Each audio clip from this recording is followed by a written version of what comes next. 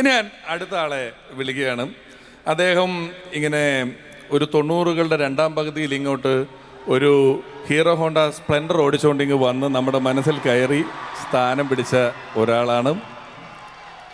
സ്നേഹപൂർവ്വം സ്വാഗതം ചെയ്യുന്നു വളരെ പ്രിയപ്പെട്ട കുഞ്ചാക്കോ ബോബൻ.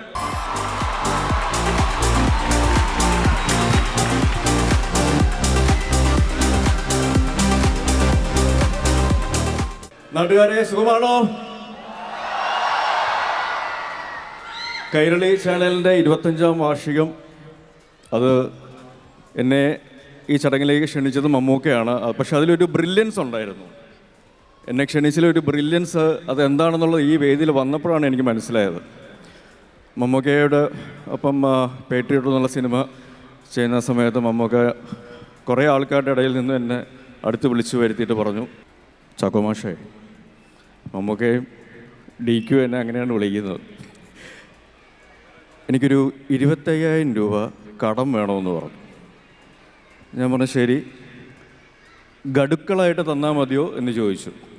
അപ്പോൾ അതിന് മമ്മൂക്ക പറഞ്ഞ് അല്ല, അത് ഒറ്റയടിക്ക് വേണം, പക്ഷെ തിരിച്ച് ഗഡുക്കളായിട്ട് തരാമെന്നാണ് മമ്മൂക്ക എന്നോട് പറഞ്ഞത്. പക്ഷെ ആ 25,000 രൂപ എന്ന് പറയുന്നത് കൈരളിയുടെ 25ാം വാർഷികമായിട്ട് ബന്ധപ്പെടുത്തിയുള്ള ബ്രില്യൻസ് ഇപ്പോൾ ഈ വേദിയിൽ വന്നിരിക്കുമ്പോഴാണ് മനസ്സിലാകുന്നത്. അപ്പോൾ ആ ഒരു ബ്രില്യൻസ് എന്ന് പറയുന്നത് വർഷങ്ങളായിട്ട് അദ്ദേഹത്തിൻ്റെ അഭിനയത്തിലൂടെയും അദ്ദേഹം ചെയ്ത സിനിമകളിലൂടെയും നമ്മൾ കണ്ടുപരിചിച്ചിട്ടുള്ളതാണ്. അപ്പോൾ അതുകൊണ്ട് ഇപ്പോൾ ഈ വേദിയിൽ നിൽക്കാനായിട്ട് എനിക്ക് അവസരം തന്നതിന്, എന്നെ ക്ഷണിച്ചതിന് മമ്മൂക്കയോടും കൈരളി ചാനലിനോടും നിങ്ങളോട് എല്ലാവരോടുമുള്ള നന്ദി അറിയിക്കുകയാണ്.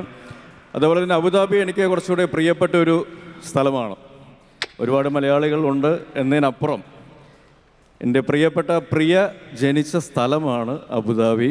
അപ്പോൾ കൊണ്ട് ഞാൻ വിളിച്ചപ്പോൾ പലതവണ ഞാൻ അങ്ങോട്ടില്ല എന്ന് പറയുന്നുണ്ട്. കാര്യം ഇപ്പോഴല്ലേ മനസ്സിലായത്? ഇപ്പോൾ മനസ്സിലായല്ലോ. അപ്പോൾ അങ്ങനെ ഒരുപാട് സന്തോഷം തരുന്ന ഒരു വേദിയാണ്, ഒരു സ്ഥലമാണ്.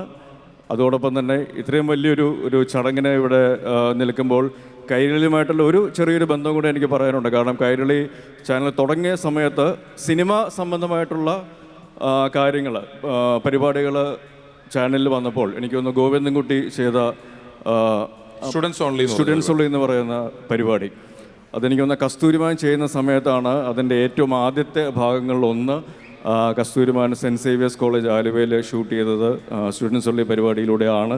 അപ്പോൾ അങ്ങനെയും കൈരളിയുടെ ഭാഗമായിട്ട് സിനിമയിലൂടെ വരാൻ സാധിച്ചു. ആ ഒരു ഓർമ്മ പുതുക്കലും കൂടെ ഇവിടെ ചെയ്യുകയാണ്. So thank you Kairali TV and all the best. Keep entertaining us, keep informing us. വാർത്തകളിലൂടെയും വിനോദങ്ങളിലൂടെയും എല്ലാം മലയാളികളെ ഉത്ബോധിപ്പിക്കുകയും രസിപ്പിക്കുകയും ചെയ്യുന്നതിന് ഒരുപാട് നന്ദി. Keep going on and all the best. Congrats. Thank U.